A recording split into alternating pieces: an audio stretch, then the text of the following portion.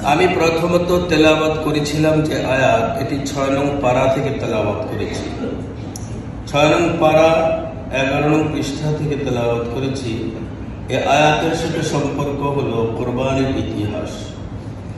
দ্বিতীয় যে আয়াত তেলাওয়াত করলাম, ওই আয়াতের সম্পর্ক হলো সূরা তাওবা থেকে তেলাওয়াত করলাম, ওটার সম্পর্ক হচ্ছে মাসের সাথে সম্পর্ক, যেটার সম্পর্ক আমাদের আগামীকাল থেকে, যদি সম্ভাবনাময় কালকের দিন থেকেই জিলহজ মাস শুরু হয়, আমাদের চলন বলন কেমন হবে, এই আয়াতের সম্পর্ক আমাদের আয়াত থেকে এই আলোচনাগুলো আসবে। রাসূল পাক সাল্লাল্লাহু আলাইহি ওয়াসাল্লাম বিদায় হজ্জে যে কথাগুলো বলেছেন, তার থেকে আমি দুই একটি কথাও তেলাওয়াত করেছি।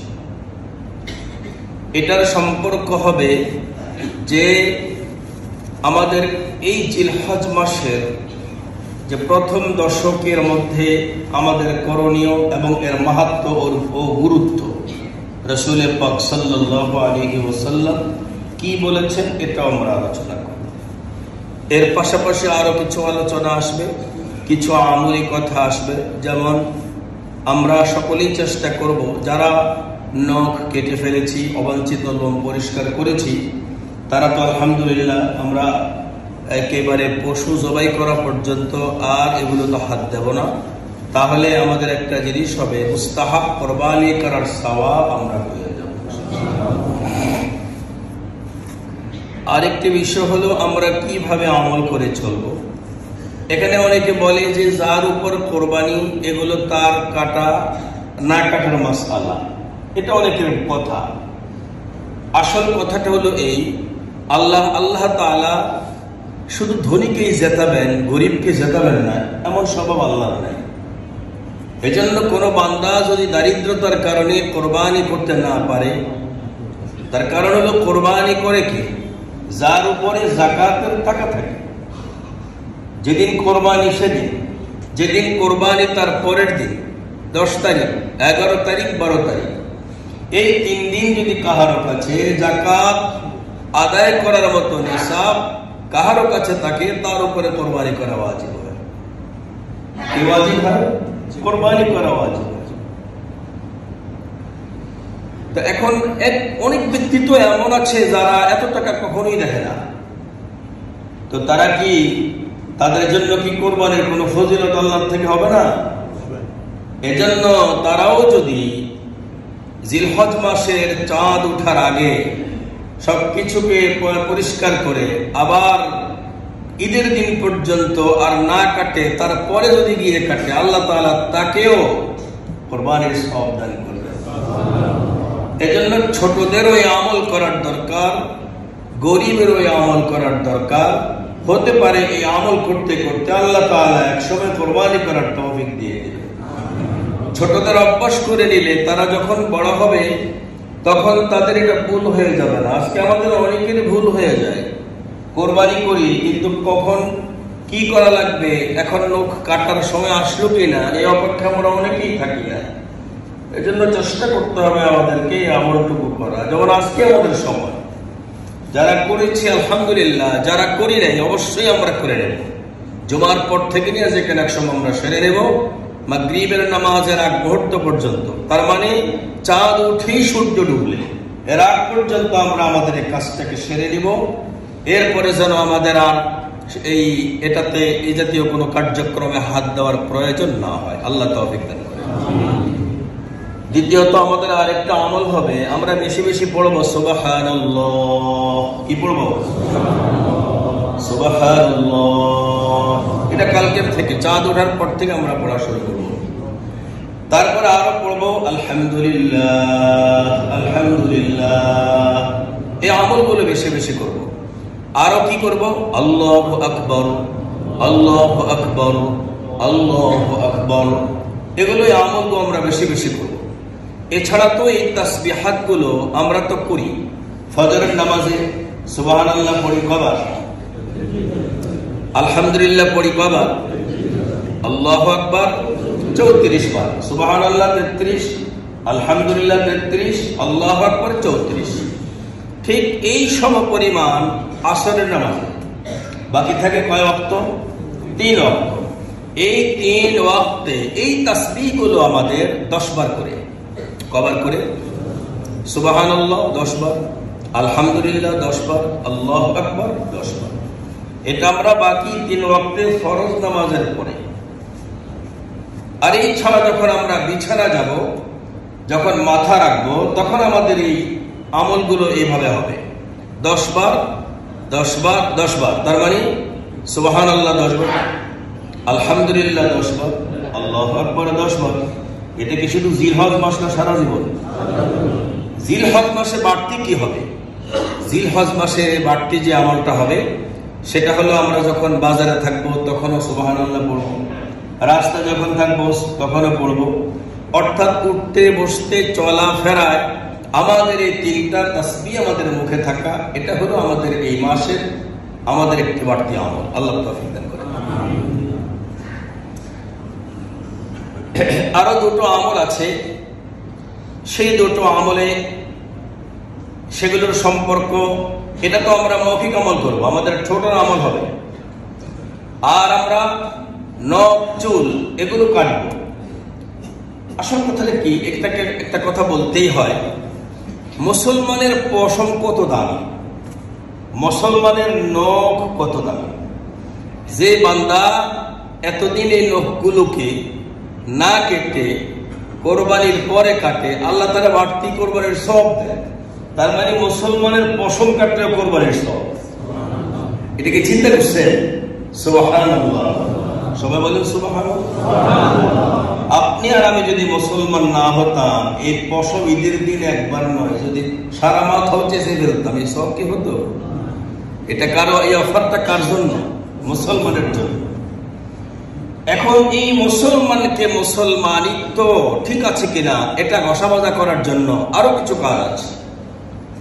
যেমন আল্লাহ তাআলা সূরা মুমতাহিনে বলেন, কোরআনে কারীমের 28 নং পারা, আউযু বিল্লাহি মিনাশ শাইতানির রাজীম, বিসমিল্লাহির রহমানির রহিম, قد كانت لكم أسوة حسنة في إبراهيم والذين معه إذ قالوا لقومهم إنا براء منكم ومما تعبدون من دون الله كفرنا بكم وبدا بيننا وبينكم العداوة والبغضاء أبدا حتى تؤمنوا بالله وحده إلا قول إبراهيم لأبيه لأستغفرن لك وما أملك لك من الله من شيء ربنا عليك توكلنا وإليك أنبنا وإليك المصير।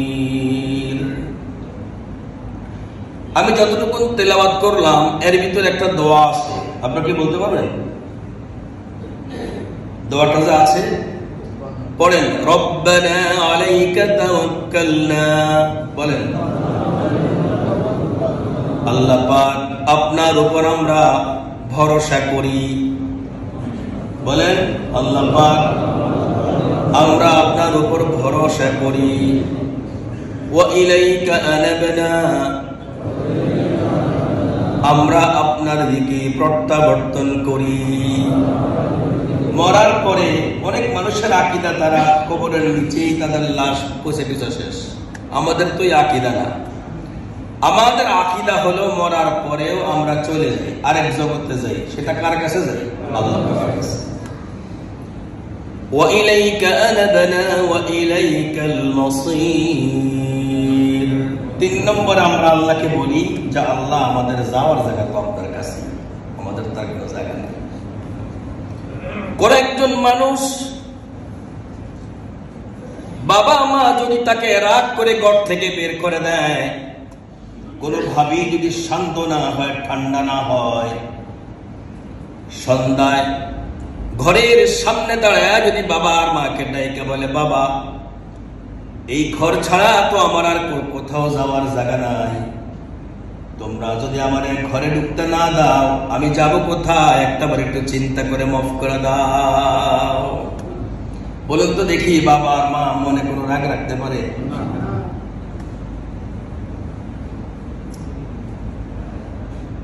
আমার আম্মা ধরে নিষ্ঠ করছে, আপনাকে বলছিলাম, কোনো কথা কিন্তু বলতে পারে না। উনি অনেক কথা বলে, আমরা কিছুই বুঝি না।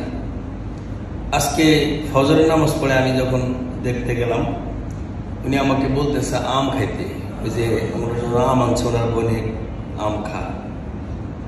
তা আমার চোখে পানি এসে গেছে। এই কথাটা তো যতদিন উনি থাকবেন উনি বলবেন, এরপরে তো আর কেউ বলার থাকবে না। এই বাবা আর এই মা, এরা পৃথিবীতে সন্তানকে শুধু সারাদিন বলবে যে কোরবান হয়ে যা, তুই কোরবানি কর, কোরবানি কর। কোরবানি চায় কিন্তু কোরবানি করতে দেয় না। কথা কি আমার বুঝতে পারছেন? বাবা মা এটা সন্তানের কাছে শুধু কোরবানি চায়, তুই ত্যাগ কর, ত্যাগ কর, এটা চায়। কিন্তু যখনই ত্যাগ করতে যায় তখনই গিয়া ছাতা ধরে দাঁড়ায়, আর ত্যাগ করতে দেয় না। এই কথা নিয়ে বাস্তব। বাবার দৃষ্টিতে ভিজে, যখনই দেখে সন্তান ঘরে বসে বসে আড্ডা দেয়, ফেসবুক চালায়, অনেক রাগারাগি করে, বউর সাথে স্ত্রীর সাথে রাগারাগি করে, সন্তানকে অনেক রাগারাগি করে। যখনই বাবার মতোই ছেলে বৃষ্টিতে কাজ করতে যায়, তখন গিয়ে চেষ্টা করে তাকে ছাতা ধরার জন্য। যদি দেখে যে ছাতা ধরার কোনো উপায় নেই, কাজ করতে দেয় না, কথা তুলা করে ভিজা, তার মানে ভিতরটা জলে। কথা ঠিক না?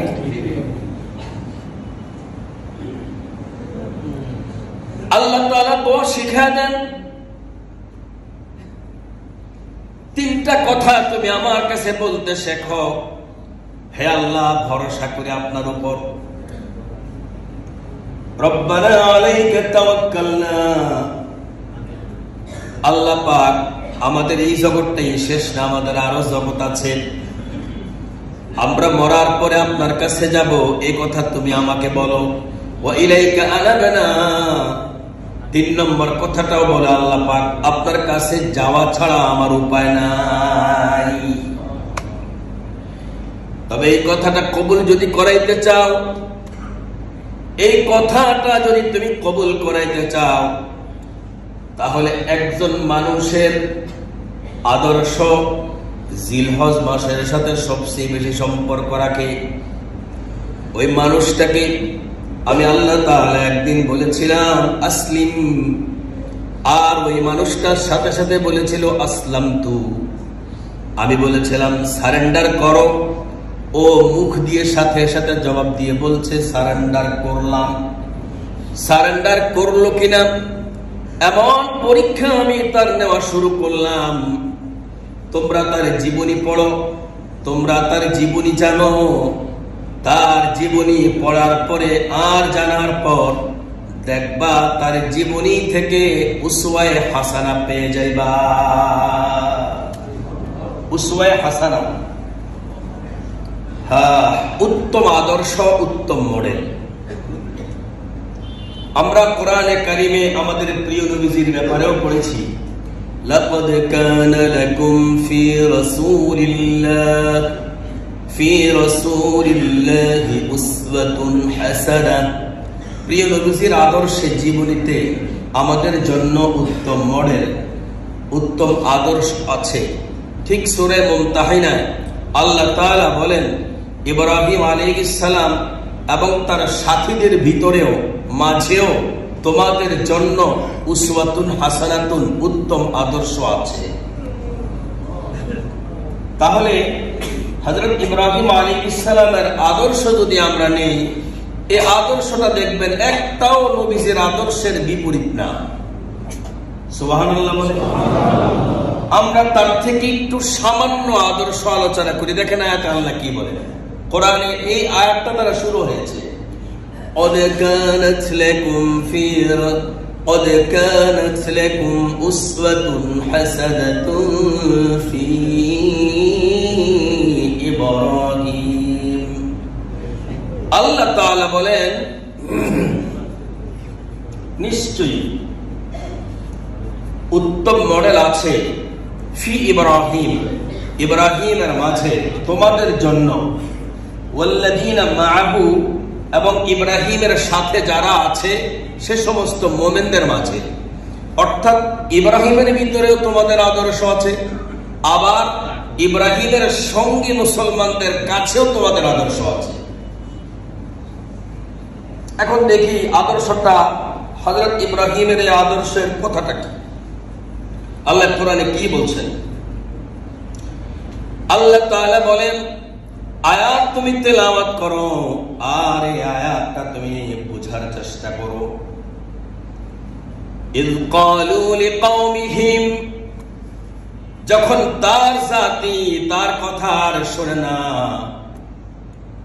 তার জাতি যখন তার শত্রু হয়ে যায়, তার জাতি যখন তাকে তাদের মতো করে চালাতে চায়, জোর করে বল প্রয়োগ করে তাদের মতো মূর্তি পূজারী বানাতে চায়, ঠিক ওই সময় ইব্রাহিমের যে আদর্শ ছিল ওই আদর্শটা তোমরা তোমাদের পুরো জীবনে, তোমরা তো আর প্রত্যেকে কিয়ামত পর্যন্ত বাঁচবা না, তোমাদের কবরে যাওয়া পর্যন্ত ইব্রাহিমের মুখের আদর্শটা তোমার মুখে লালন করো।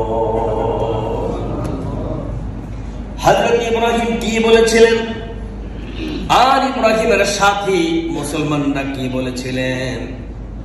তারা বলেছিলেন, ইন্না বুরাআউ মিনকুম ওয়া মিম্মা তা'বুদুন মিন দুনিল্লাহ কাফারনা বিকুম ওয়া বাদা বাইনানা ওয়া বাইনাকুমুল আদাওয়াতু ওয়াল বাগদা أبدا حتى تؤمنوا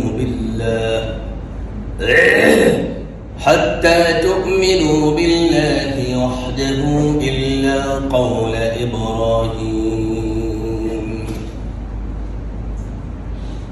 জাতি যখন তাদেরকে ইব্রাহিম এবং তার সাথীদেরকে, সাথীবর্গকে তাদের মূর্তি পূজার দিকে, তাদের ধর্মের দিকে বারবার বল প্রয়োগ করে, ঠিক এই শক্তিহীন মানুষগুলো যাদের কাছে কোনো জনবল নাই, অর্থবল নাই, অস্ত্রবল নাই, তার মানে তখন তাদের উপরে জিহাদ ফরজ হয় না। জানেন কোন নবী থেকে জিহাদ ফরজ? জিহাদ ফরজই হয়েছে হযরত মূসা আলাইহিস সালাতু ওয়াস সালাম থেকে। সুবহানাল্লাহ। হযরত মূসা আলাইহিস সালাতু ওয়াস সালাম তাও কখন? যখন তারা ফেরাউনের সাথে ফাইট করে সাগর ফাড়ি দিল বাহারে কুলজুম, যখন তারা এই পাড়ে আসলো, তাও সেখানে একটা চেটিয়াল ময়দান, ময়দানের তীর, যখন এখানে আসলো তখন আল্লাহ তাআলা বললেন, মূসা জিহাদ করতে হবে তোমাকে বনি ইসরাইলদের মাতৃভূমিকে উদ্ধার করার জন্য। আপনারা যে মাতৃভূমিকে জিহাদ করা ফরজ মনে করেন, এটা আদর্শ কোথায় পেয়েছেন বলতে পারবেন? এই যে হুব্বুল ওয়াতান মিনাল ঈমান বলেন, এটা কোনো হাদিস নয়, বরং সেখানে হযরত মূসা আলাইহিস সালামের উপর প্রথম যে জিহাদটা ফরজ হয়েছে ওটা মাতৃভূমি উদ্ধার করার জন্য ফরজ ছিল। আপনারা তো আমার থেকে অনেক বেশি ইতিহাস জানেন, অনেকে তো বলে যে না ইতিহাস কম, এমনটা পড়ে ভালো করে চাইতে করবো। আপনারাও চাই, আপনারাও ভালো করে চেয়ে নিয়ে হযরত মূসা আলাইহিস সালাম থেকে জিহাদ ফরজ। এটাকে বলে আল জিহাদুস সিনানি, অস্ত্র জিহাদ। তার আগে লিসানি জিহাদ ছিল, আল জিহাদুল লিসানি। তার মানে সেটা হলো মুখের জিহাদ। মুখ দিয়ে জিহাদ করে কেমনে? নূহ আলাইহিস সালামের উপরে প্রথম জিহাদ নাজিল হয় আল জিহাদুল লিসানি, মৌখিক জিহাদ, এবং মূসা আলাইহিস সালামের উপরে প্রথম জিহাদ নাজিল হয় আল জিহাদুস সিনানি, অস্ত্র জিহাদ। পৃথিবীতে এর আগে কাহার উপরে কোনো জিহাদ ফরজ ছিল না। যদি জিহাদ ফরজ থাকতো তাহলে হযরত আদম আলাইহিস সালামের উপরে জিহাদ করা ফরজ হইতো ওনার ছেলে কাবিলের বিরুদ্ধে জিহাদ করা। কথা বলেন না কেন?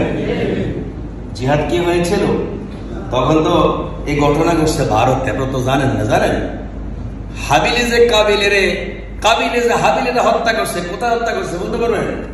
ভারতের উত্তরপ্রদেশে। ভারতের উত্তরপ্রদেশে আজকে মোদিরা এই যে মুসলমানকে হত্যা করে, ওই কাবিল থেকে শুরু হয়েছে সাহস। কথা বলেন না কেন? এই কাবিল থেকে শুরু হয়েছে হত্যা, শুরু হয়েছে। সেই কাবিলের চরিত্র এখন এদের কাছে রয়ে গেছে। এরা শুধু নির্বাচনের আগে বলে মুসলমানদেরকে নিয়ে ছিনিমিনি খেলে চলবে না, ইসলাম নিয়ে ছিনিমিনি খেললে চলবে না। সবাই জানে এই কথা বললে ভোটে পাস করা যায়। এটা এখন হিন্দুরাও বলে। এটা একটা দারুণ একটা ব্যবসা, সর্বনাশ। আমি বলতেছিলাম যখন সবগুলো মানুষ ইব্রাহিমকে বল প্রয়োগ করছে আমাদের মূর্তির দিকে আসো, হযরত ইব্রাহিম তার উপর কোনো জিহাদ ফরজ ছিল না, তিনি কোনো জিহাদ করতে পারবেন না।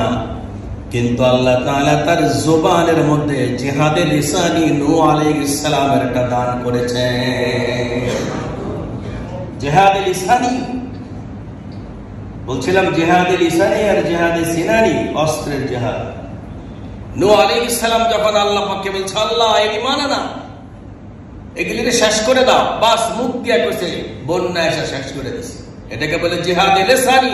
মায়ের জবান জিহাদে লিসানি, বাবার জবান জিহাদে লিসানি, মুরব্বির জবান জিহাদে লিসানি, মজদুমের জবান জিহাদে লিসানি, উস্তাদের জবান জিহাদে লিসানি। উস্তাদ মুখ দিয়া বলবে, ছাত্রের উপায় হবে না, বাবা বলবে ছেলের উপায় হবে না, মা বলবে উপায় হবে না। এজন্য এই জাতীয় মানুষগুলোর সাথে এদেরকে মনে কষ্ট দেওয়া যাবে না, কারণ তাদের মুখটাই হলো অস্ত্র। তাদের মুখটাই কি? তো সেই সময় হযরত ইব্রাহিম আলাইহিস সালাম ওদের সামনে দাঁড়ায় বলছিলেন, ইন্না বুরাআউ মিনকুম। তুই কি বলতে চাস? তোমরা আমাকে কি বুঝাতে চাও? আমি তোমাদেরকে স্পষ্ট বলে দেই যে আমি তোমাদের সাথে নই, আমি তোমাদের থেকে মুক্ত। তোমরা যে আদর্শ লালন করো, মূর্তির সামনে সিজদা করা, এগুলো আমার দ্বারা হবে না। আমি তোমাদের কাছেও ছোট হতে পারবো না, এবং তোমরা যে মূর্তিকে পূজা করো ওই মূর্তিও আমার থেকে, আমি মূর্তি থেকে মুক্ত। কখনো মূর্তির কাছে আমি যেতে পারবো না। বরঞ্চ কাফারনা বিকুম, আমি কুফরি করলাম তোদের আকীদার সাথে। আল্লাহু আকবার। এজন্য কোন মুসলমান হতে হলে ফামান ইয়াকফুর বিত-তাগুত, ওই মুসলমানকে প্রথমত এই তাগুতের উপরে কুফরি করতে হয়। আপনি যতক্ষণ পর্যন্ত কুফরি না করবেন ততক্ষণ পর্যন্ত আল্লাহর প্রতি ঈমান আসবে না। তাগুতের সাথে কুফরি করলে আল্লাহর প্রতি ঈমান আসে। কথা বলেন। তো দেখেন এই যে ইব্রাহিম বলছে যে আমি কাফারনা বিকুম, আমি তোমাদের তাগুতের সাথে আমি কুফরি করলাম। বাইনানা ওয়া বাইনাকুমুল আদাওয়াতু ওয়াল বাগদা, তোমাদের সাথে আবাদান, আমার কিয়ামত পর্যন্ত, তার মানে আমার মৃত্যু পর্যন্ত মরণ বৈরিতা থাকলেই থাকলো, বন্ধুত্ব কখনো তোদের হবে না যতক্ষণ পর্যন্ত হাত্তা তুমিনু বিল্লাহ, আল্লাহর প্রতি তোর ঈমান থাকবে না। যখন আল্লাহর প্রতি ঈমান আসবে তখন আমার বৈরিতা শেষ হবে। ঈমান আসবে না, বৈরিতা দূর হবে না। হাত্তা তুমিনু বিল্লাহি ওয়াহদা। তবে সর্বশেষ একটা কথা বলেছিলেন, সেই কথাটা আল্লাহ তাআলা কোরআনে কারিমে জানায় দিয়েছেন। ইব্রাহিম এই কথা তো এই জায়গায় বলেছেন, কিন্তু তার বাবা যেদিন তাকে বিদায় করে দিয়েছিলেন, সূরা মরিয়মে আলোচনাটা আছে। এই জায়গার মধ্যে আলোচনাটা আছে। ইব্রাহিম যখন তার বাবা থেকে দূরে সরে যায় তখন সেদিন বলেছিলেন, আস্তাগফিরুলাকা রব্বি, বাবা চলে গেলাম, তবে তুমি আমার বাবা হিসেবে আমার এই দিন থেকে তোমার তো সরাতে পারলাম না, তবে কিয়ামতের দিন আল্লাহ পাকের কাছে যত মানুষের জন্য সুপারিশ করব তোমার কথা একটু বলবো, তোমার কথাও একটু বলবো। এই কথা বলে তিনি চলে গেছেন। চলে যাওয়ার পর আল্লাহ তাআলা ওহী করে জানিয়েছেন, ইব্রাহিম তুমি যার ব্যাপারে আমার কাছে বলবা, আগে তো তোমার জানা দরকার ছিল ও কি আমার বন্ধু না আমার শত্রু। এই মেসেজটা পাওয়ার পরে সে ওয়াদা করতা, আগে ওয়াদা করলা কেন? তুমি আগে কেন ওয়াদা করলা? আগে তো জানবা তোমার বাপ আমার কি বন্ধু না আমার শত্রু। যদি আমার শত্রু হয় তার ব্যাপারে তোমার সুপারিশ আমার কাছে কিছু আসে আর যায় না। আমার যদি বন্ধু হয় তাহলে তো আমি তোমার বাবার এমনি মাফ করে দিব। কিন্তু আসল কি আল্লাহ তাআলার বন্ধু না শত্রু? শত্রু। এজন্য এই আয়াতের ভিতরে হযরত ইব্রাহিম যে সাস্তাগফিরুল্লাহ রাব্বি বলছেন, আল্লাহ বলেন ইল্লা ক্বালা ইব্রাহিম লিআবিহি লা আস্তাগফিরুন্না লাক। হ্যাঁ, ইব্রাহিম শুধুই মাত্র তার বাবার সঙ্গে ওয়াদা করেছিলেন যে আমি তোমার জন্য আল্লাহ পাকের কাছে ক্ষমা চাইব। এই যে কথাগুলো আমরা এখান থেকে কি নেব? আমরা এখান থেকে নেব, আমি যে একজন মুমিন আমার মিশনটা কেমন হবে। আমি কি এই গরু কারো মা লাগবে দেখে কি গরু কিনতে চিন্তা করব? কথা বলেন। আমাকে জিলহজ মাসে হজ্জের একটা আমল আছে কোরবানি।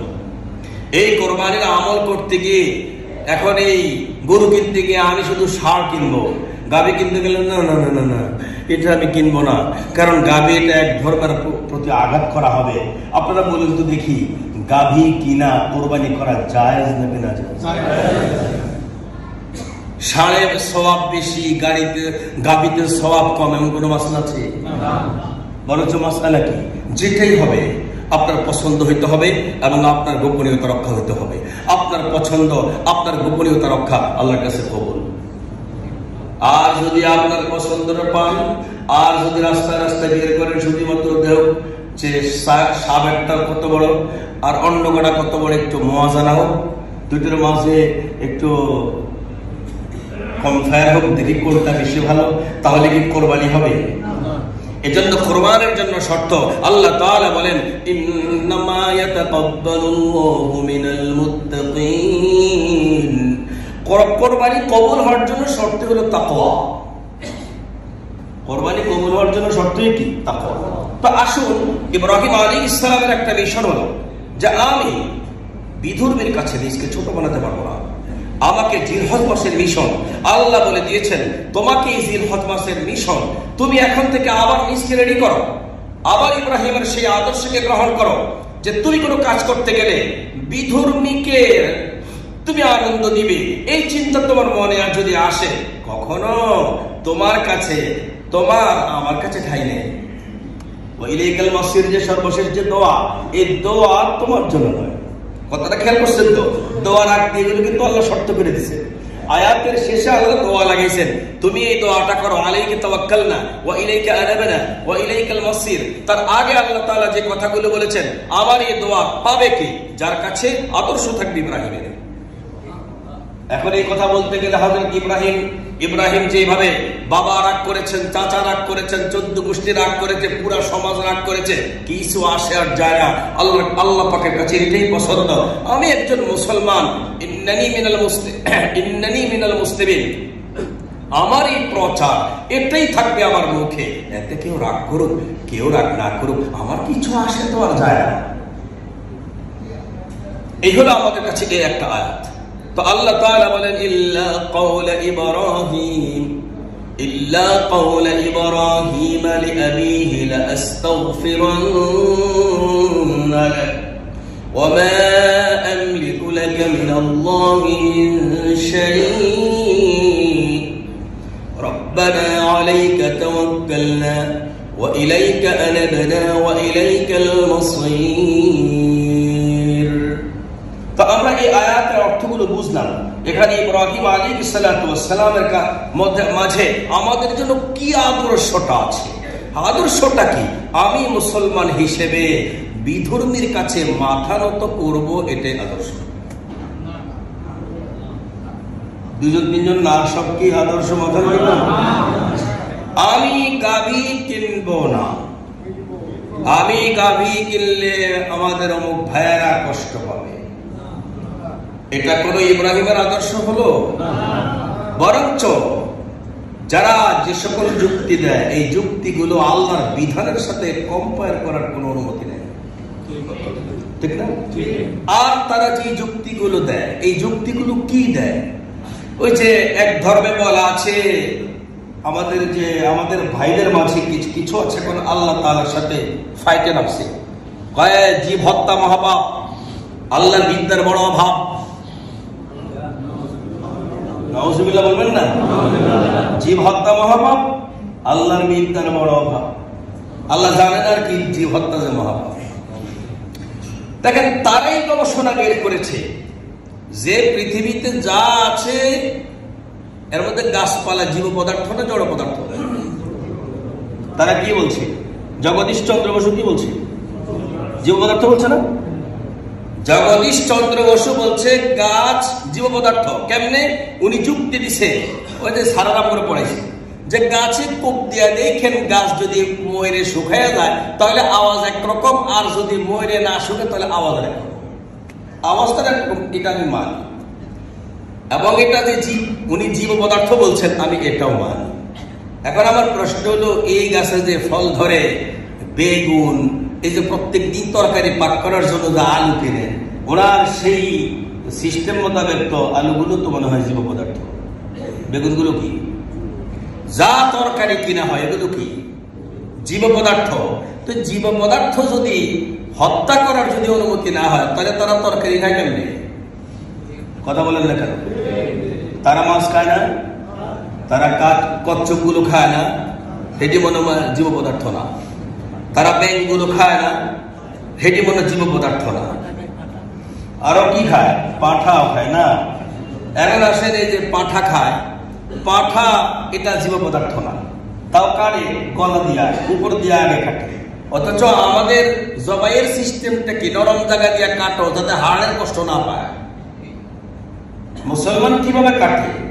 আল্লাহ পাকের বিধান মানতে গিয়ে কাহারও কোনো খোঁড়া যুক্তির পিছনে না পড়া, এটাই ইব্রাহিমের আদর্শ। হযরত ইব্রাহিমকে আল্লাহ তাআলা বলেছেন ছেলে জবাই করো। কোরবানি চাইছেন কিন্তু কোরবানি করতে দেন নাই। ওই যে বাবা ছেলের কোরবানি চায় কিন্তু কোরবানি করতে দেয় না, মা ছেলের কোরবানি চায় কিন্তু করতে দেয় না। মা কিন্তু তোরা চায়, মার এটাও ভালো লাগে না যে কলিনি ছেলে মনে কষ্ট পায়, কলিনি সন্তান মনে কষ্ট পায়। এতে মায়ের কারণে অনেক ছেলে পেলে নষ্ট হয়, আর বাবার কারণে ছেলেরা মানুষ হয়। এজন্য আল্লাহ তাআলা বলেছেন, তোমাকে করার জন্য তোমার মাকে জিম্মাদারি দেই নাই। তোমার মা হলো আউফারুস সাফাকা, দয়ার সাগর দিয়া কখনো তোমার মানুষ বানানো যাবে না। তোমাকে জিম্মাদারি দিতে হবে আউফারুল বেলায়া, তোমার বাবাকে জিম্মাদারি দেওয়া হবে, কারণ তোমার বাবার মধ্যে হইতে মানুষ হবে। এজন্য বাবার মিশনই ছেলে মানুষ হয়, কারণ বাবার আগে এবং মায়ায় দুটো দিয়ে মানুষ বানায়। আল্লাহ তাআলা ইব্রাহিমকে বলছেন ছেলে জবাই করো, ছেলে জবাই করো। তাও মুখ দিয়া বলেন না, স্বপ্নে দেখছে। আমরা এই ঘটনাগুলো আলোচনা করব। এখন শুধু ইশারা করে দিয়ে যায়, তাকায় দেখেন কোরবানি চাইছেন আল্লাহ করতে দেন নাই। আমরা এই আলোচনা করবো সূরা আস-সাফফাত থেকে আগামী শুক্রবার ইনশাআল্লাহ। আমার তো আজকে আর সময়ও নাই, কিন্তু আল্লাহ চাইছেন না ইব্রাহিম জবাই করো। জবাই করতে যায়, জবাই তো করতে গেল, জবাই করতে গিয়ে ছেলেরে বলতেছে, ছেলে আল্লাহ তাআলা আমারে বলছে স্বপ্নে তোমার জবাই করতাম, কি কত? একটা মাসলা বলবো আপনাদের। কোন মানুষের মৃত্যুর সময় তাকে যদি এই কথা বলা হয়, তাকে যদি এই কথা বলা হয়, বাবা পড়েন লা ইলাহা ইল্লাল্লাহু মুহাম্মাদুর রাসূলুল্লাহ, আর বাবা যদি ওই সময় হার জানা পড়তাম না, বলুন তো দেখি বাবার ঈমান কি থাকবে না ভাঙবে? থাকবে না, বাবার ঈমান থাকবে না, ভেঙে যাবে। এই কারণে ইসলাম বলে তোমার বাবাকে অর্ডার করিও না, তোমার বাবাকে কইও না বাবা এক কালিমা পড়ে, বরঞ্চ তুমি তোমার কালিমাটা তোমার আব্বার মুখের কাছে কানের কাছে লাড়ো, তার কাছে আওয়াজ পৌঁছাও, তাহলে তোমার সাথে সাথে সে মুখ লাড়বে। যদি নাও পড়ে বেঈমান হয়ে কবরে যাবে না। আপনার কি আমার সাথে মাসলা দ্বিমত? কিন্তু যদি বলার পরে যদি বাবাকে পড়বো না, তাহলে কি ঈমান থাকবে? ঈমান ভেঙে যাবে। এজন্য ইসলামের নির্দেশ, কখনো বাবাকে বাবা মা বুঝি না, কোন মুসলমানের কাছে মৃত্যুর সময় কালিমা পড়ো এমনটা অর্ডার করতে পারবে না, বরঞ্চ তালকিন দিবে। ওই উলাক্কানু, কালিমার তালকিন কেমনে দেয়? অর্থাৎ বাবার ইন্দ্রিয় গ্রাহ্য করানো হবে কালিমার তেলাওয়াত, লা ইলাহা ইল্লাল্লাহু মুহাম্মাদুর রাসূলুল্লাহ, অথবা আশহাদু আল্লা ইলাহা ইল্লাল্লাহু ওয়াহদাহু লা শারীকা লাহু ওয়া আশহাদু আন্না মুহাম্মাদান আবদুহু ওয়া রাসূলুহু। একটু কষ্ট তো বুঝছেন? এখন তো হযরত ইসমাইলের জবাইয়ের সময়। বাবা ইব্রাহিম তো নবী, নবী তার ছেলের জবাই করতে গিয়া ছেলের যদি বলে বাবা স্বপ্নে দেখছি তোমার জবাই করব, এখন তুমি কি বলো? আর ছেলে যদি ওই সময়, বাবা তো বৃদ্ধ, আপনারা জানেন আল্লাহ কোন বয়সে ইব্রাহিম ইসমাইল দিছে, ছেলে ওই মুহূর্তে বাবার তুলনায় দৌড় বেশি জানে। অনেক প্রাণী আছে গায়ে অনেক জোর, কিন্তু খাড়ায় খাড়ায় খাড়াইতে জানে, দৌড়ে দৌড়ে খাড়াইতে জানে না। কথা বলেন? বাবার শরীরে ছেলের থেকে জোর বেশি, কিন্তু দৌড়ায়, তাই বলে বাবা ছেলে দৌড়বে এত সোজা না। বাবারে যদি আপনি 3 মিনিট দৌড়ান, বাবা হাঁপিয়ে যাবে, এমন হবে স্ট্রোক করতে পারে, কিন্তু ছেলে তো হাঁপাবে না, ও বাবা থেকে দৌড়ে পালিয়ে যাবে। এই জায়গা যদি ইসমাইল দৌড়ে পালায়া মরা থেকে নিজের বাঁচাইতো, তাহলে ইব্রাহিমের কথার কারণে আল্লাহর একটা হুকুম অমান্য হয়ে যেত না? তাহলে হযরত ইব্রাহিম কি ভুল করলেন মনে? হ্যাঁ, কঠিন কথা। বরঞ্চ আল্লাহ তাআলার ইশারা ছিল, তোমার যে ছেলেটা দিব, এই ছেলেটাও তোমার মতো একজন নবী হবে, তোমার মতোই নবী হবে। তার মানে নবী এমন ভুল করতে পারে না। সুবহানাল্লাহ বলবেন না?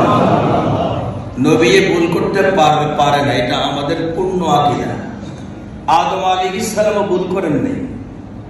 হযরত আদমের ব্যাপারে অনেকে আদম ভুল করছে, আউয়ালুন নাস আউয়ালু নাসিন, এই গলত কথা। হযরত আদম ভুল করেন নাই। হাওয়াকে শয়তান যে জিনিসটা খাওয়াইছে, উনি স্বামীর জন্য রেখে দিয়েছে। ঘরের স্ত্রী স্বামীকে খাবার দিলে স্বামী খাবে না? কথা বলেন না কেন? আর স্ত্রী তো খাবার পরিবেশন করবে। এখন অপরিচিত ফল, অপরিচিত খাবার স্ত্রী যদি পাঠায়, জান্নাতের পরিবেশে হারামের কোন দুর্গন্ধ আসবে? এটা হয় কেমন? তো প্রশ্নই আসে না। আমি আমার একটা পরিবেশে আছি, এই পরিবেশে কি আছে? আমার এখানে যত মুসলমান, যত মানুষ আছে, একজন মানুষ এখানে বেঈমান, এমন কল্পনা করো তো আমার নিজেই বলা কথা বলে, ঠিক না? জান্নাতের ভেতরে এমন একটা পবিত্র জায়গাতে নাপাক খাবার থাকবে, এই চিন্তাই আসে কেন? তা আদম আলাইহিস সালামকে খাওয়াইছে কি শয়তানের না তার স্ত্রী? আপনাকে আজকে সকালে ঘরে ভাত খাওয়াইছে কে? নাস্তা কে খাওয়াতে দিছে? নিজেরটা নিজে রেডি করে খাইছেন না বউ পাকায় দিছে?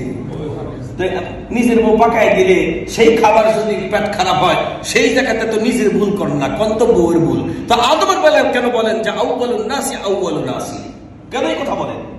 এখানে কি আদম ভুল করছে? আদমের তো খাবার প্রস্তুত করে দিছে বউ, স্ত্রী দিয়েছেন হাওয়া আলাইহিস সালাম। ওনাকে তো আমরা, বিবি হাওয়া তো নবী ছিলেন না, নবীর বউ ছিলেন। এজন্য নবীদের স্ত্রীদেরকেও তাদের তাবে বানায়া, তাদের অনুকূলে ঘুরাইয়া আলাইহিস সালাম বলা যায়, ভিন্ন করে তো বলা যায় না। আদম ও হাওয়া আলাইহিস সালাম। যাই হোক, আমি বলতেছিলাম, ইব্রাহিম যখন ইসমাইলকে বললেন, বাবা স্বপ্নে দেখেছি তোমাকে হত্যা করে জবাই করব, তিনি কথা বলার পরে তার তো গবেষণায় এই কথা আসার কথা ছিল যে ছেলে যদি পালায় যায়, তখন তো আল্লাহ তাআলার হুকুম আমি অমান্য করতে বাধ্য হয়ে যাব, আমারটাও ছুটে যাবে, আমার ছেলেটাও গুনাহগার হবে। আমি কেমনে বলি? কিন্তু তিনি জানেন, আল্লাহ তাআলা আগে জানাইছেন, ফাবাশশারনাহু বিগুলামিন হালিম। সুবহানাল্লাহ। আমি তোমারে এমন ছেলে দেব, যে ছেলে আমি আল্লাহর জন্য জীবন দিতে গেলে পালায়া যাবে না।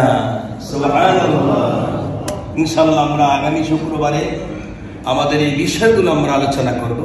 তো আমরা এই জুমা থেকে, অর্থাৎ এই জিলহজ মাসের এই 10 তারিখে আমরা যে কাজগুলো করব, 1 নম্বরে আমরা ইব্রাহিম আলাইহিস সালামের এই আদর্শটা আমাদের মাঝে আমরা বাস্তবায়ন করি। একটা আদর্শ এমন হবে যে আমি যে একজন মুসলমান, আমার ইমানের চেতনা সবখানে উজ্জীবিত করার চেষ্টা করব।